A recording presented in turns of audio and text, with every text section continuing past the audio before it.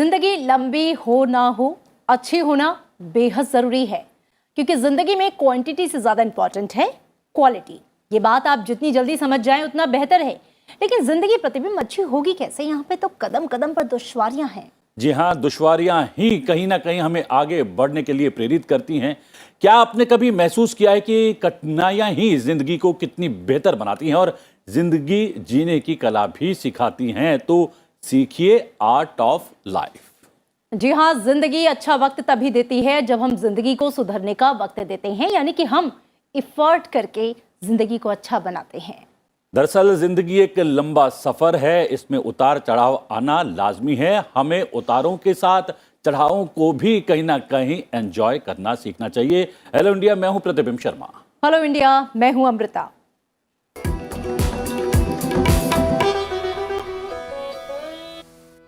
चलिए प्रतिबिंब, शुरुआत करते हैं, आगाज करते हैं अपने कार्यक्रम का। और सबसे पहले हम आपको बताएंगे हेलो इंडिया के आज के हाइलाइट्स। हेलो इंडिया में जानेंगे देश दुनिया का हाल, नजर डालेंगे राष्ट्रीय खबरों पर, साथ ही जानेंगे राज्य से जुड़ी खबरें और अंतर्राष्ट्रीय समाचार भी। जलियांवाला बाग की आज 103वीं बरसी है और राष्ट्र शहीदों को नमन कर रहा है। इस पे दिखाएंगे आपको विशेष प्रस्तुति।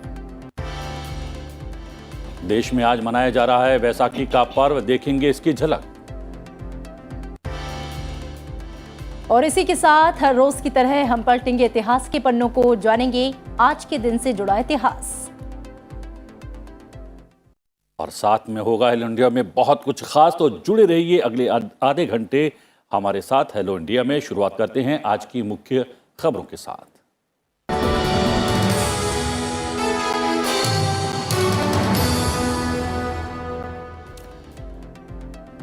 देश की खबर, आज जलियांवाला बाग की 103वीं बरसी राष्ट्र कर रहा है। जलियांवाला बाग में देश की स्वतंत्रता के लिए अपना सर्वस्व अर्पण करने वाले वीर बलिदानियों को शत शत नमन।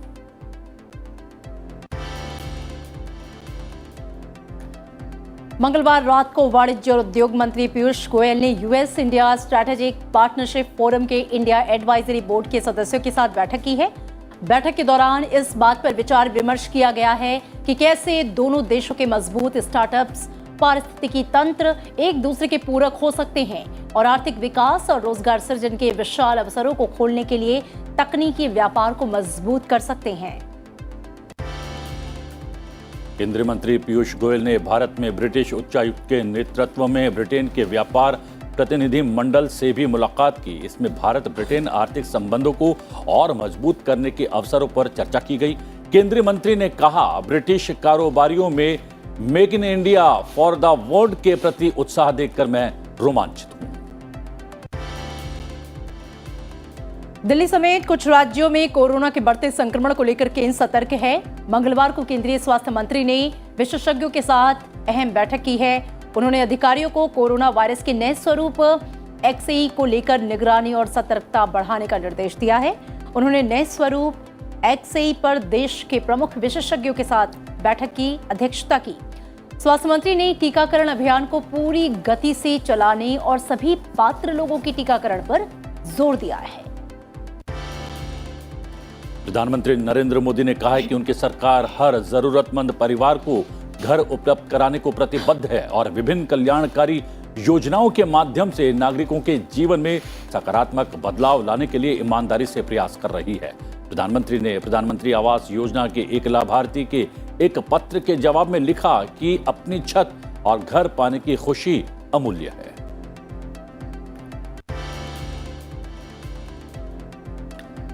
उपराष्ट्रपति एम वेंकैया नायडू ने मंगलवार को सभी हितधारकों से किसान की आय बढ़ाने के लिए सरकार में कपास की उपज और उत्पादकता में सुधार के लिए जो ठोस प्रयास सरकार की ओर से किए जा रहे हैं उसको पूरी तरह से लागू करने का आह्वान किया।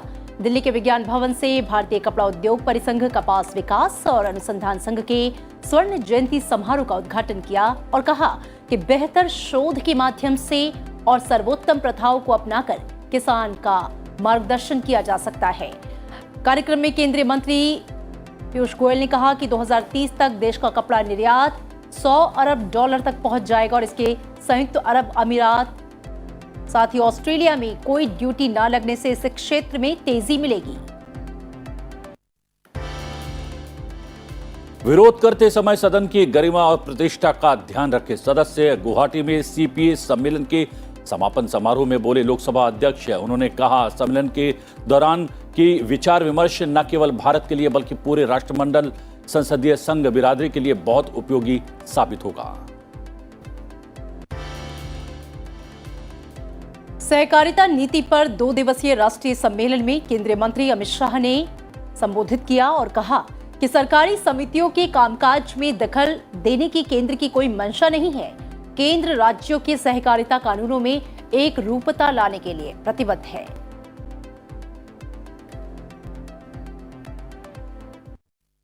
और चलिए अब नजर डालते हैं राज्यों से आई खबरों पर।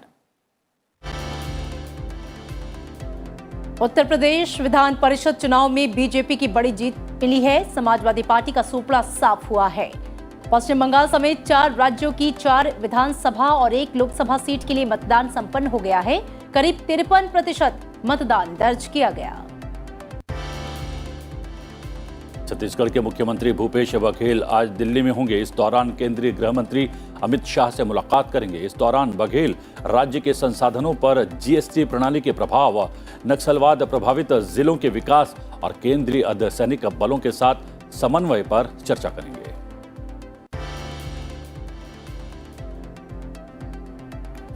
हरियाणा में कोरोना के मामले चौथी बार बढ़ने लगे हैं और तीसरी लहर के जाने के बाद से अब फिर से प्रदेश में नए केसों का जो आंकड़ा है वो 150 के पार पहुंच गया।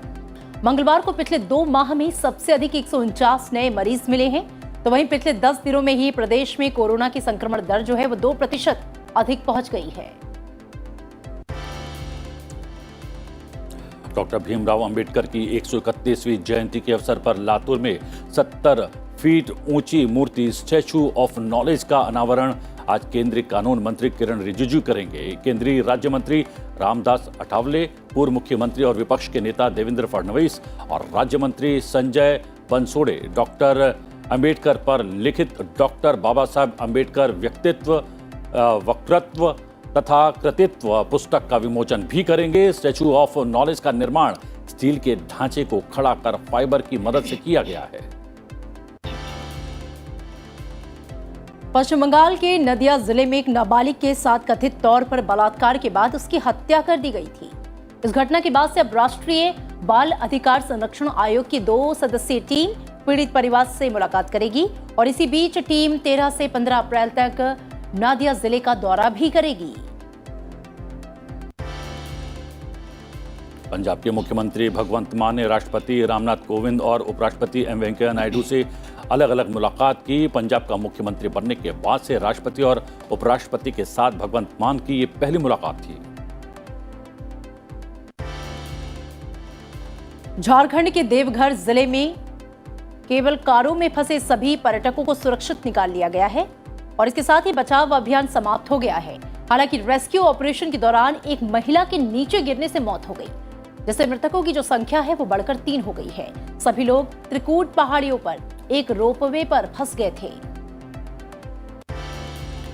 स्वदेशी विमान डॉर्नियर ने भरी उड़ान। अलायंस एयर के देश में निर्मित डॉर्नियर 228 विमान ने असम के डिब्रूगढ़ और अरुणाचल प्रदेश के पासीघाट मार्ग पर अपनी पहली व्यावसायिक उड़ान भरी। विमान में वरिष्ठ अधिकारियों के साथ केंद्रीय मंत्री ज्योतिरादित्य सिंधिया और किरेन रिजिजू सवार थे। सार्वजनिक क्षेत्र की अलायंस देश की पहली वाणिज्यिक एयरलाइंस बन गई है जिसने नागरिक परिचालन के लिए देश में बने विमान का इस्तेमाल किया है।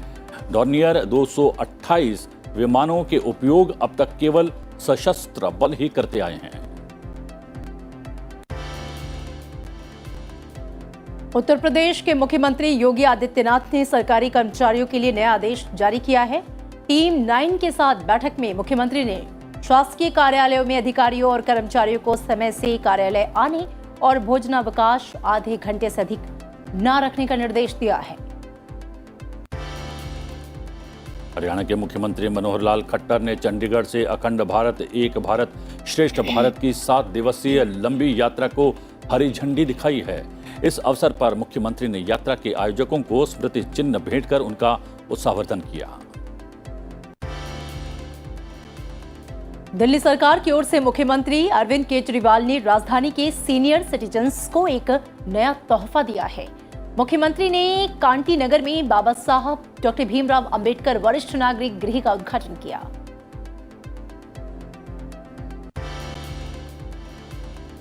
मध्य प्रदेश के मुख्यमंत्री शिवराज सिंह चौहान ने अपने निवास पर गृह मंत्री और उच्च अधिकारियों के साथ बैठक कर प्रदेश में कानून व्यवस्था की समीक्षा की। उन्होंने कहा कि प्रदेश में दंगाइयों के खिलाफ कड़ी कार्रवाई की जा रही है।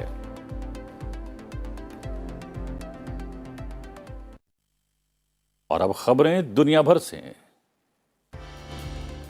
2+2 मंत्री स्तरीय संवाद में भाग लेने के एक दिन बाद विदेश मंत्री एस जयशंकर ने मंगलवार को अमेरिका की व्यापारिक प्रतिनिधि राजदूत कैथरीन टाई से मुलाकात की। उन्होंने भारत अमेरिका द्विपक्षीय व्यापार से संबंधित मुद्दों पर चर्चा की और वैश्विक स्थिति पर विचारों का आदान प्रदान किया। भारत अमेरिका के बीच 2+2 मंत्री स्तरीय बैठक के लिए अमेरिका पहुंचे विदेश मंत्री एस जयशंकर मंगलवार को हार्वर्ड यूनिवर्सिटी में उन्होंने संबोधन दिया। पिछले 2 दशकों में भारत अमेरिका संबंधों में परिवर्तन को रेखांकित करते हुए विदेश मंत्री एस जयशंकर ने यह कहा है कि इस परिवर्तन में एक प्रमुख भूमिका मानवीय तत्व रही है, जिसमें 44 लाख भारतीय प्रवासी शामिल हैं। उन्होंने भारत की छवि को परिभाषित किया है।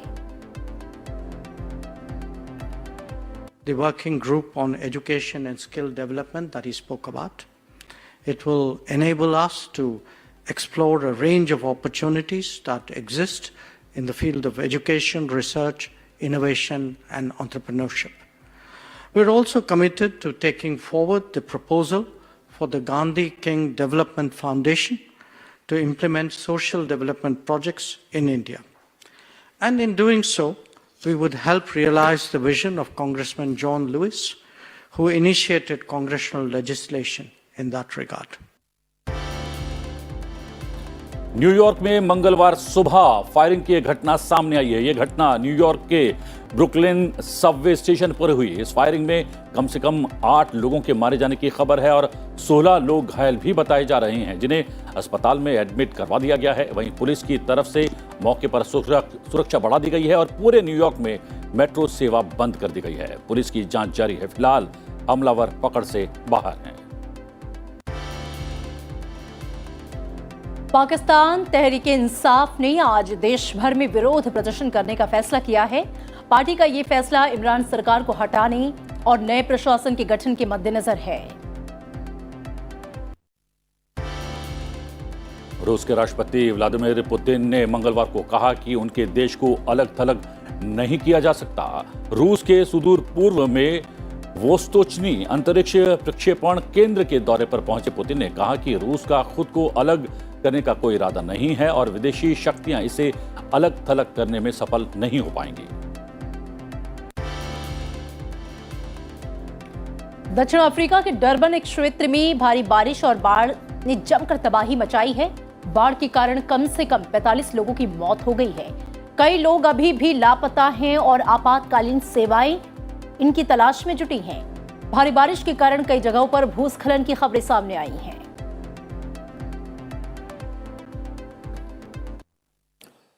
और अब एक नजर डालते हैं आज की गतिविधियों पर। उपराष्ट्रपति एम वेंकैया नायडू आज शाम उपराष्ट्रपति भवन में कुछ रोगों के लिए अंतर्राष्ट्रीय गांधी पुरस्कार प्रदान करेंगे। राज्यसभा शिक्षा, महिला, बच्चे, युवा और खेल संबंधी स्थायी समिति की बैठक होने वाली है। लोकसभा लोक से लेखा समिति की बैठक दोपहर 3 बजे होने वाली है। केंद्रीय स्वास्थ्य मंत्री मनसुख मांडविया गुजरात के कच्छ में global centre for traditional medicine की आधारशिला रखने वाले हैं। पंचायती राज मंत्रालय बच्चों के अनुकूल गांव और गांव में लैंगिक समानता के लिए विकास पर एसडीजी के स्थानीयकरण पर राष्ट्रीय सम्मेलन आयोजित करेगा। महिला एवं बाल विकास मंत्रालय भुवनेश्वर में राज्य सरकार और पूर्वी क्षेत्र के हितधारकों के साथ क्षेत्रीय बैठक करेगा। केंद्रीय कोयला, खान और संसदीय कार्य मंत्री प्रहलाद जोशी राष्ट्रीय खनिज अन्वेषण ट्रस्ट की चौथी शासी निकाय की बैठक की अध्यक्षता करने वाले हैं। प्रतिबिंब कहते हैं कि भारत देश महान है, जी। लेकिन देश ऐसे ही महान नहीं है। इस देश को महान बनाने में हमारे देश के जननायकों का, राष्ट्र के नायकों का एक अहम योगदान रहा है। और आज इसी कड़ी में हम एक ऐसे ही राष्ट्र नायक के बारे में आपको बताएंगे। जी हाँ, राष्ट्र के नायक सीरीज में आज हम बात करेंगे प्रोफेसर चमनलाल गुप्ता के बारे में। सामाजिक और राजनीतिक योगदान के लिए याद किए जाने वाले इस व्यक्ति को हम लोग आपके सामने ला रहे हैं।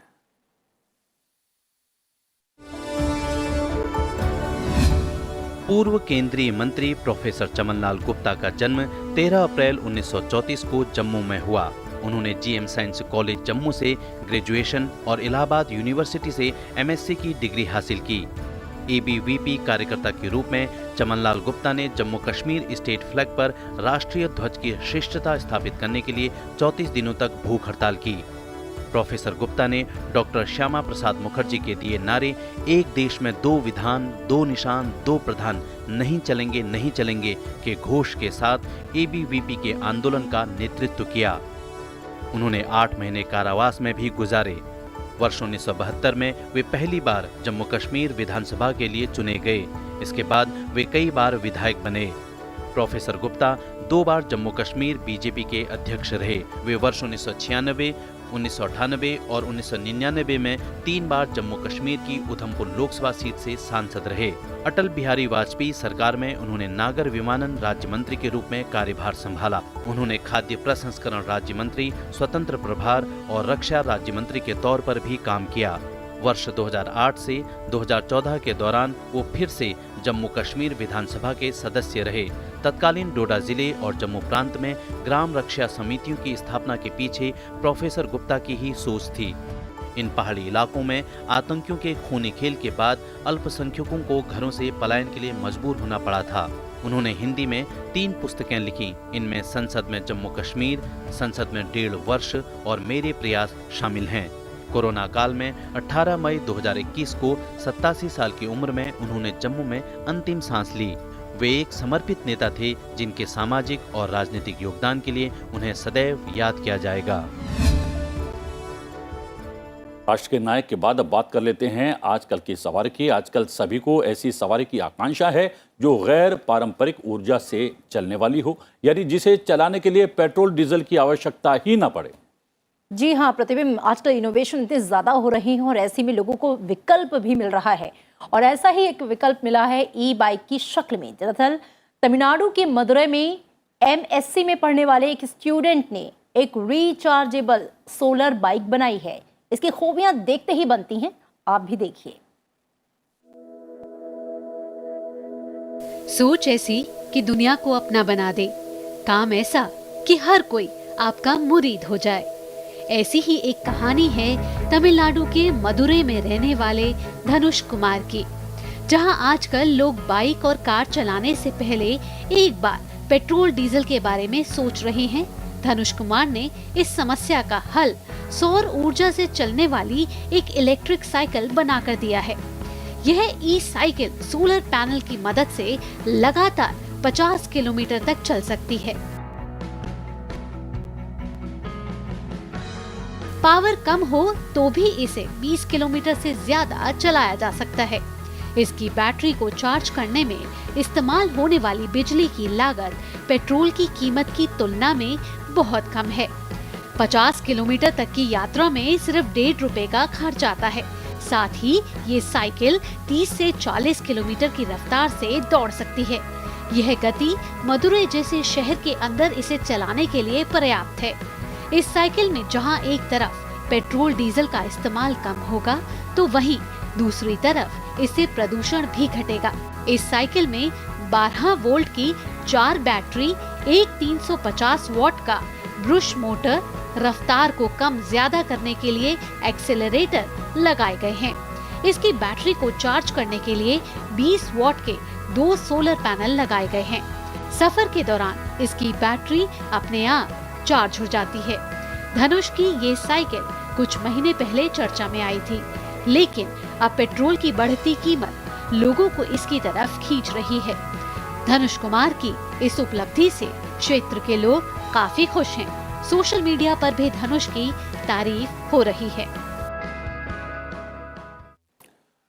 और प्रधानमंत्री ने कहा भी था कि भारत उन महत्वपूर्ण और चुनिंदा देशों में से एक है जहां पर सोलर एनर्जी बहुतायत में उपलब्ध है। तो वक्त हो चला है एक छोटे से ब्रेक का। ब्रेक पर जाते जाते आपको दिखाते हैं बैसाखी के त्योहार की धूम। जी हां, आज बैसाखी है और इस मौके पर पंजाब, हरियाणा सहित देश के कई राज्यों में इस त्योहार को लोग बड़ी ही धूमधाम से मनाते हैं। आप इसका आनंद लीजिए इन खूबसूरत तस्वीरों के साथ। और एक ब्रेक हम लेते हैं, लेकिन जब प्रतिबिंब ब्रेक के बाद लौटेंगे दर्शकों को बताएंगे आज के दिन से जुड़ा इतिहास। जी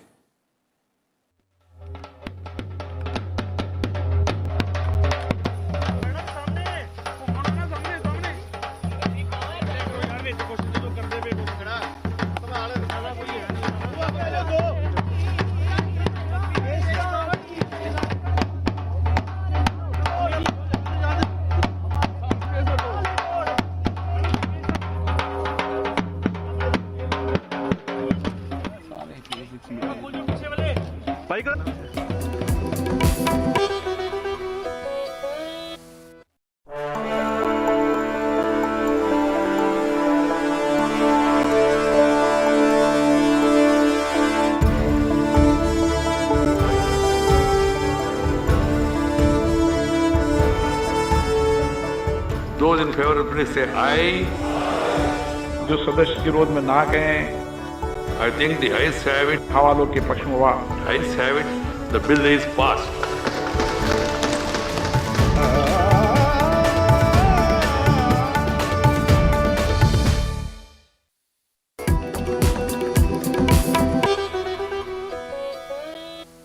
हेलो इंडिया ब्रेक के बाद आपका एक बार फिर से स्वागत है। और अब बात आज के इतिहास की।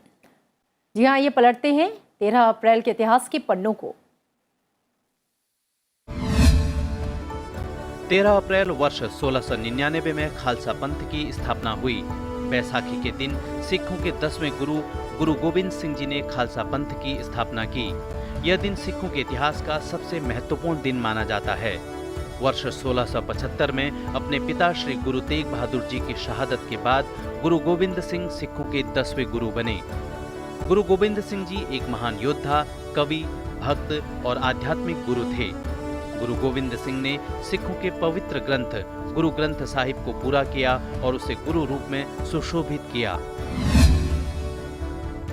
13 अप्रैल वर्ष 1948 में भुवनेश्वर शहर को ओडिशा राज्य की राजधानी बनाया गया। इससे पहले 1936 में बने ओडिशा राज्य की राजधानी कटक थी। आधुनिक ओडिशा राज्य की स्थापना कटक के कनिका पैलेस में हुई थी, जिसके बाद वर्ष 1948 तक ब्रिटिश काल के दौरान कई शासकों ने शहर को राजधानी के रूप में इस्तेमाल किया था। ओडिशा भारत के पूर्वी तट पर स्थित एक राज्य है। इस राज्य को बिहार राज्य से अलग करके बनाया गया। राज्य में 1 अप्रैल के दिन को उत्कल दिवस यानी ओडिशा दिवस के रूप में मनाया जाता है। इतिहास में यह राज्य कलिंग या उत्कल के नाम से जाना जाता था। ओडिशा उसी प्राचीन राष्ट्र कलिंग का आधुनिक नाम है, जिस पर 261 ईसा पूर्व में मौर्य सम्राट अशोक ने आक्रमण किया था और युद्ध में हुए भयानक रक्तपात से व्यथित होकर अंततः बौद्ध धर्म को स्वीकार किया था। ओडिशा, जिसे पहले उड़ीसा के नाम से भी जाना जाता था। जी हाँ, और इतिहास के पन्नों में आज की तारीख जो है बहुत ही गहरे से दर्ज है। जी हाँ, बिल्कुल। 3 अप्रैल 1919 को बैसाखी के पर्व पर जनरल डायर ने निहत्थे लोगों पर गोलियां चलवाई, लेकिन यहां बहे खून से क्रांति का एक ऐसा उबाल आया कि 1947 में अंग्रेजों को भारत छोड़कर जाना पड़ा। कविता और सैंड आर्ट के जरिए आज 13 अप्रैल यानी जलियांवाला बाग रक्तपात की 103वीं बरसी पर हम शहीदों को नमन कर रहे हैं।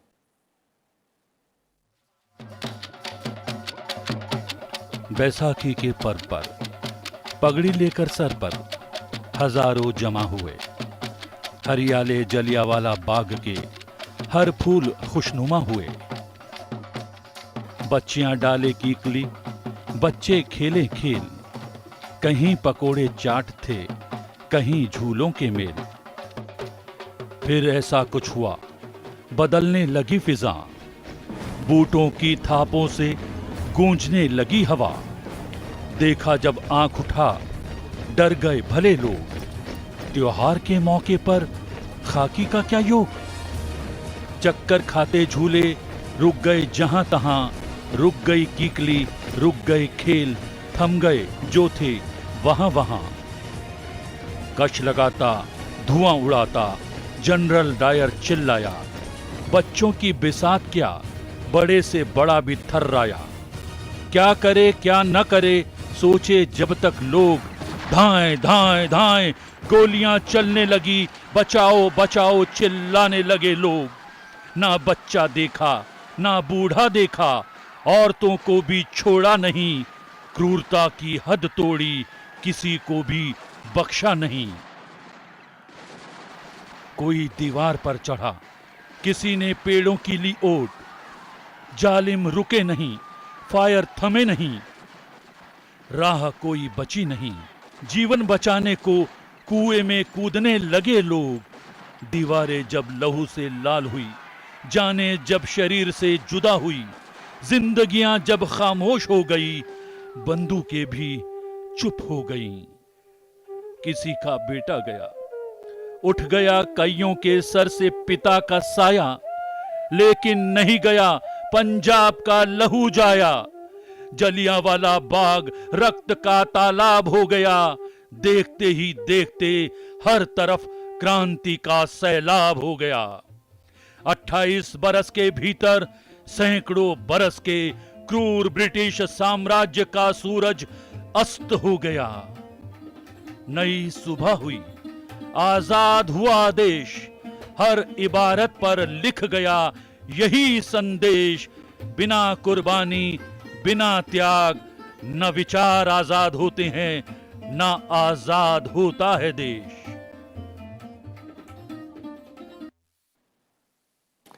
जी हाँ प्रतिबिंब, ये जो स्टोरी थी वो कहीं ना कहीं देश के लिए किस तरीके से प्राणों की आहुति दी गई है, एक बार फिर से जिंदा करती है उन लम्हों को, और हम सभी को एक प्रेरणा भी देती है इन वीरों के लिए।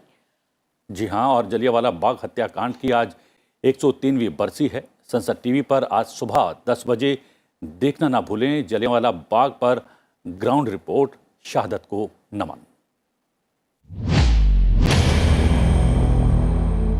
13 अप्रैल 1919।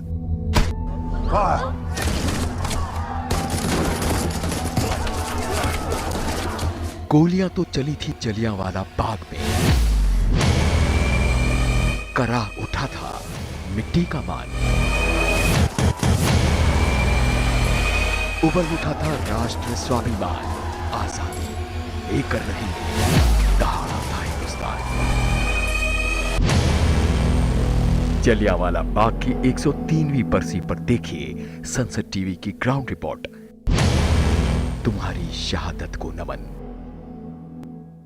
तो संसद टीवी पर इस ग्राउंड रिपोर्ट को देखना आप ना भूलें। और अब प्रतिबिंब, अपने दर्शकों को हम बताते हैं कि संसद टीवी पर आज प्रसारित होने वाले कार्यक्रम कौन कौन से हैं। शाम 7 बजे मुद्दा आपका, 7:30 बजे लोकतंत्र राउंड अप। इसी के साथ रात 8 बजे आप देख सकते हैं हिंदी न्यूज बुलेटिन आज की खबर, और रात 8:30 बजे पर्सपेक्टिव। रात 9 बजे देखिए अंग्रेजी न्यूज द न्यूज, और 9:30 बजे लॉज दैट शेप्ड इंडिया।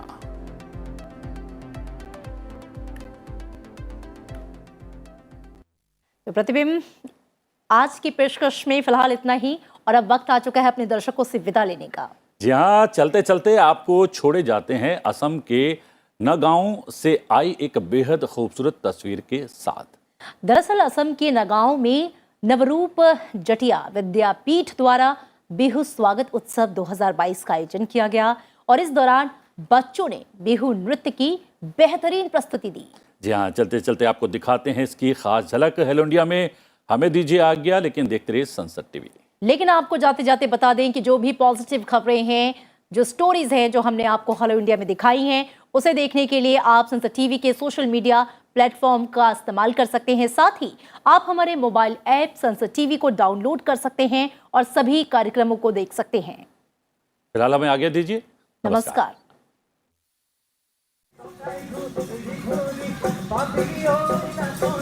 नमस्कार।